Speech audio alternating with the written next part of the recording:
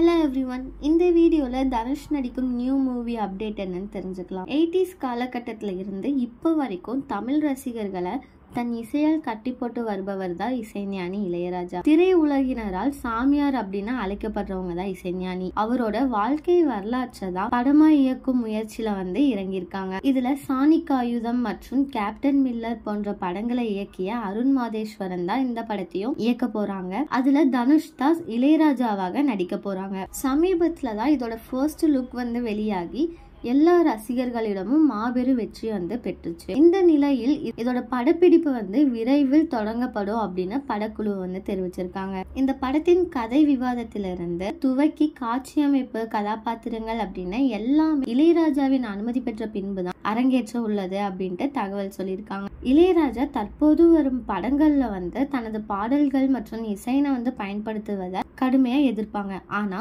இந்த படத்திற்கு தனது இசையில் உருவாகும் பழைய பாடல்களை பின்னணி இசை அமைப்புகளையும் எடுத்துக்கொள்ளுமாறு அன்பு கட்டளை இட்டிருக்காங்க படக்குழுவுக்கு. இந்த படத்தில் புதிதாக இசையமைப்பு என்று இல்லாமல் இளையராஜாவின் பழைய படங்கள்ல இருந்து இசையமைப்புகளை மட்டும் பயன்படுத்தி உள்ளதாக திரைப்படக்குழு கூறியிருக்காங்க. இதனால இசையமைப்பாளரே இல்லாம உருவாகும் படமா இந்த இளையராஜாவின் வாழ்க்கை வரலாறு சாதனை படைக்க உள்ளது. பிறகு இளையராஜா தனது டைரி குறிப்புகள்ல இருந்து சிலவற்றை கொடுத்திருக்காங்க. மற்றும் இளையராஜா தனுஷிடம் பல ஆலோசனைகளை பெற்று வந்துட்டு இருக்காங்க. சீக்கிரம் இந்த படப்பிடிப்பு தொடங்கப்படும் அப்படின்னு படக்குழு தெரிவிச்சிருக்காங்க. இதே மாதிரி லேட்டஸ்ட் சினிமா நியூஸ் அப்டேட்க்கு இந்த சேனலை சப்ஸ்கிரைப் பண்ணிக்கோங்க.